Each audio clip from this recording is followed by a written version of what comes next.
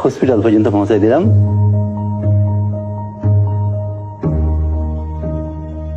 আমি ভয় পাচ্ছিলাম যে কেউ আমাকে চিনে ফেলে কিনা, বিশেষ করে তৎকালীন সরকার পক্ষে কেউ আমাকে চিনে ফেলে কিনা। এই ভয়ে আমি গামছা দিয়ে মুখ ঢেকে বসেছিলাম। অনেকক্ষণ বসে থাকার পর যখন দেখলাম এক এক ওখানকার স্টাফরা আসছে, তখন আমি যে গার্ডের সাথে কথা বলার চেষ্টা করলাম। তখন গার্ডরা আমাকে চিনতে পারে নাই, এই জন্য আমি ঢুকতে পারিনি। তখন আমি আবার যে বসে থাকলাম মেন গেট খোলার অপেক্ষায়, অথবা কেউ পরিচিত আসবে এই অপেক্ষায় প্রায় 1 ঘন্টা বসে থাকলাম।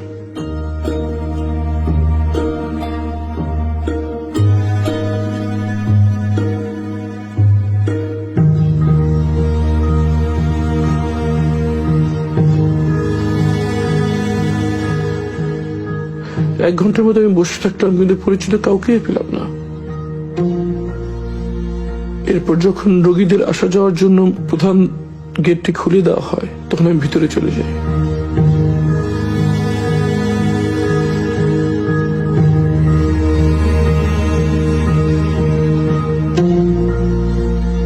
মনের ভিতরে প্রচন্ড আশঙ্কা কাজ করছিল।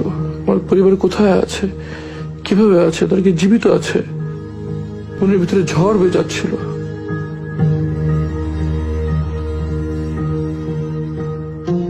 একটু পর ইবনে সিনার পিআর অফিসার আশরাফ সাহেব সেখানে আসেন। উনি আমাকে আমার রুমে নিয়ে যান, যদিও তিনি আমাকে তখন চিনতে পারেন নাই।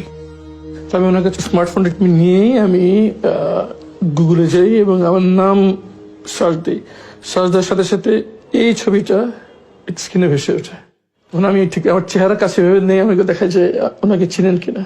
তখন সাথে সাথে ভাই আমাকে চিনতে পারে এবং খুব আবেগ আপ্লুত হয়ে পারেন আর কি।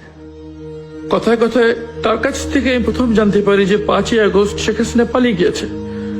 আমি তো বিশ্বাসই করতে পারছিলাম না, আমার কাছে স্বপ্নের মতো মনে হচ্ছিল।